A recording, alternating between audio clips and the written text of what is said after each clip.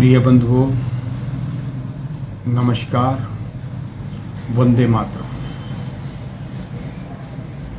मेरा मन बड़ा व्यथित होता है जब ये देखता हूँ कि आम व्यक्ति किस तरह से व्याधियों से पीड़ित है।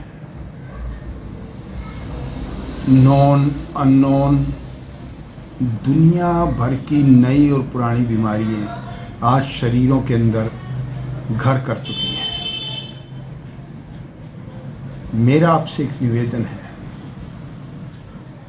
कि कुछ ऐसे जहर हैं जो हम जानबूझ करके खाते हैं या अनजाने में खाए जाते हैं। हमारी जो व्यवस्था है, जीवन व्यवस्था है, वो भी हम जानबूझ करके या अनजाने में खराब कर देते हैं। आसानी से आप उन चीज़ों को छोड़ करके काफ़ी हद तक आरोग्यता को प्राप्त कर सकते हैं। मित्रों, सबसे पहले 4 जहरों की बात करता हूँ जो हम अक्सर रूटीन में खाते हैं।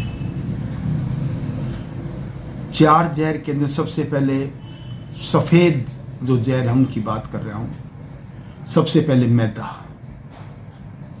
मैदा एक इतना घातक द्रव्य तैयार किया जाता है जो बड़ी आंत संबंधी अनेक बीमारियों को पैदा करता है।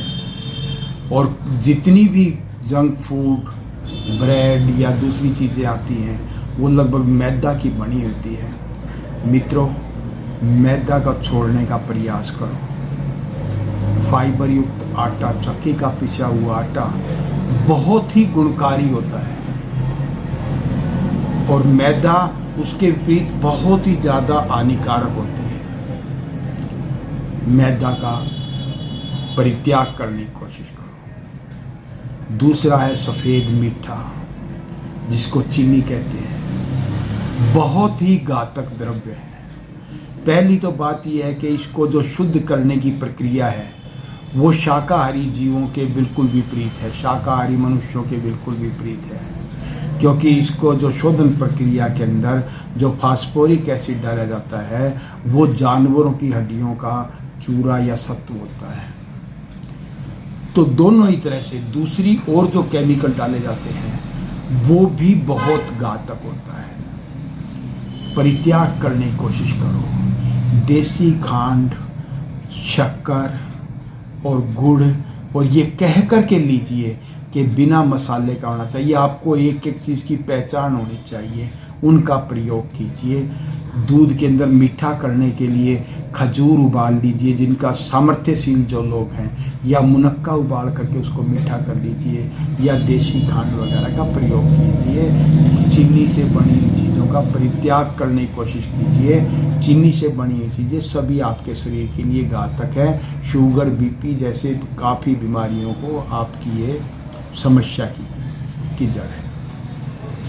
तीसरा है मित्रों सफ़ेद नमक, रिफाइंड नमक, आयोडीन युक्त नमक।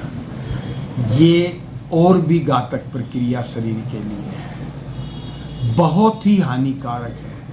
शरीर में भी जाती है, दर्द और विष को पैदा करने वाली चीज़ है। मित्रों, इसकी जगह पर काला नमक या सेंधा नमक का प्रयोग करना शुरू करो। चौथी जो चीज़ है वो है रिफाइंड तेल, सफ़ेद किया हुआ तेल।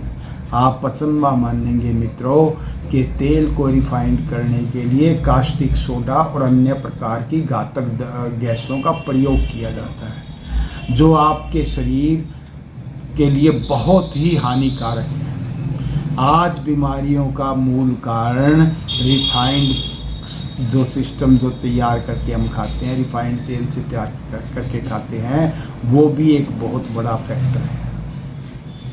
प्यारे दोस्तों, हम जब भी बाहर से आते हैं तो हमें ये कहा जाता है हाथ धो लीजिए साबुन से। मित्रों, कभी आपने नोट किया है कि भारत के अंदर जितने भी साबुन आते हैं उनमें से 90% साबुनों के अंदर TFM, टालू फैक्टर, मतलब आप ये देखिए चर्बी डली होती है। चर्बी, कास्टिक सोडा, एसेंस और रंग, ये 4 ही चीज़ें साबुन के अंदर डाली जाती हैं। अब मरे हुए जानवरों के साथ उसके साथ में चर्बी के साथ में आप हाथ धो रहे हो और उसके बाद में आप खाना खा रहे हो, तो आप कहाँ ठीक रहने की अवस्था रह सकते हो। मित्रों, आज जो चर्म रोग है, जांग लगना है, काट लगना है, शरीर में बदबू है, वो सब की सब साबुन के कारण से है।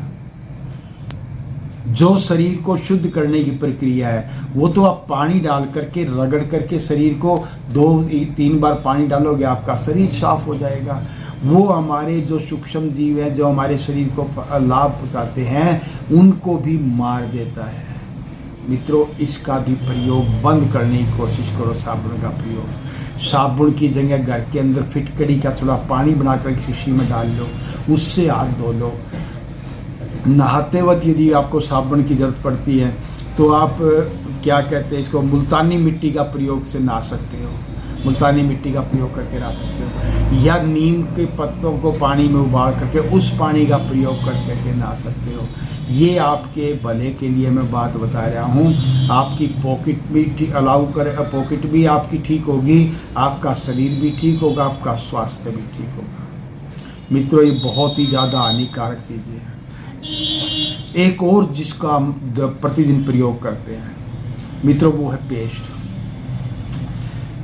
टूथपेस्ट जितने भी इन लोगों ने लाए हुए हैं, आप देखिए किस तरह से दांतों को सफ़ेद करके गिराने की प्रक्रिया होती है और किस तरह से दांत बच्चों से लेकर के बड़ों तक के कैसे जा रहे हैं। किसी को आरसीटी करवाना पड़ता है, किसी को कैविटी भरवानी पड़ती है, किसी को कुछ करना पड़ता है। मित्रों, मैं फिर आपसे अनुरोध करता हूँ, हमारी प्राचीन जो प्रक्रिया थी, जो हम मंजन करते थे हल्दी नमक और तेल का, या जो हम दातुन करते थे नीम की या कीकर की, जो दातुन किया करते थे, दांत में अगर दर्द होता था तो अपामार उल्टा कांडे वाला बरचीटा जिसको कहते हैं, उसकी जड़ की दातुन करते थे।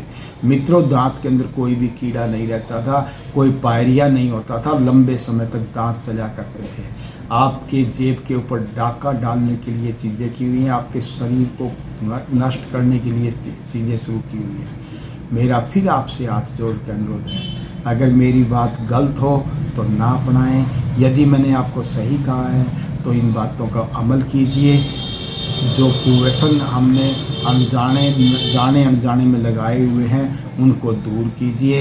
आपका, आपके परिवार का, सबका इसमें भला है। आपका परिवार समृद्ध होगा तो आपका समाज समृद्ध होगा, आपका समाज समृद्ध होगा तो आपका गांव समृद्ध होगा, आपका गांव समृद्ध होगा तो आपका देश समृद्ध होगा। सभी स्वस्थ होंगे। सर्वे भवन्तु सुखिनः, सर्वे सन्तु निरामया, सर्वे भद्राणि पश्यन्तु मा कश्चित् दुःखभाग् भवेत्। फिर मैं आपको नमन करता हूँ, वंदना करता हूँ, परमात्मा का फिर वास्ता देकर कहता हूँ, फिर आप जीवों पर दया करने वाले बनो, मानव पर नहीं, जीवों पर दया करने वाले बनो। देश के लिए भलाई के लिए सोचो, देश के उत्थान के लिए सोचो। नमस्कार, जय हिंद, वंदे मातरम।